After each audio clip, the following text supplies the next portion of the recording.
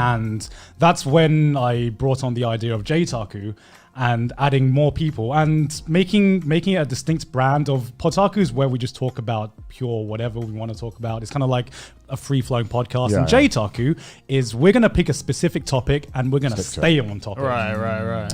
And that was the kind of idea of J-Taku. It kind of hit everything because it added some new elements to the podcast, and it also made it so less of a load was on the original 4 as well, because it just got more views. And the original 4 people, it just became harder and harder for us to schedule the original Potaku podcast. That's kind of what helped bring Potaku to an end, because I feel like that era of AniTube is defined by the start of Potaku and the end of Potaku, because I think the end. I think so. And this one time I ran I full on sprinted, right?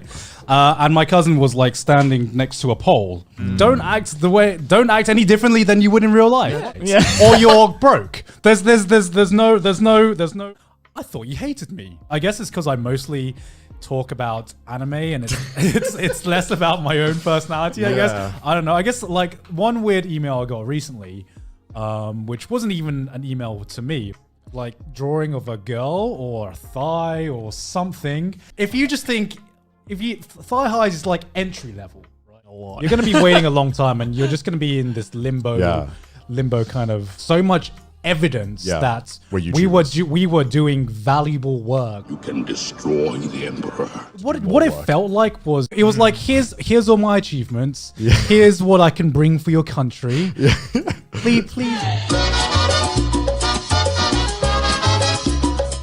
Oh my god! I'm worst idea. I'm like cringing hearing that, man. I'm like breaking down every message, and it just ends with, "There's no cheap brand here. It's every brand has a certain story. It's so different living here.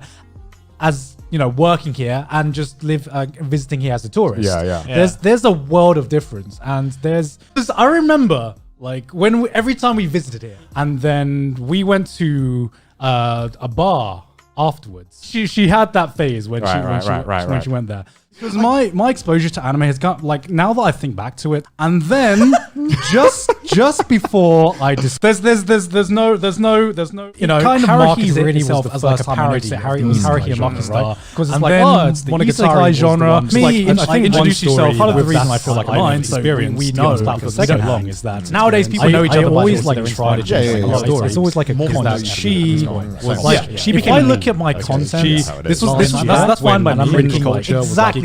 Go like I either have 8-hour gaming sessions or I just don't game at all. There's no in between for me.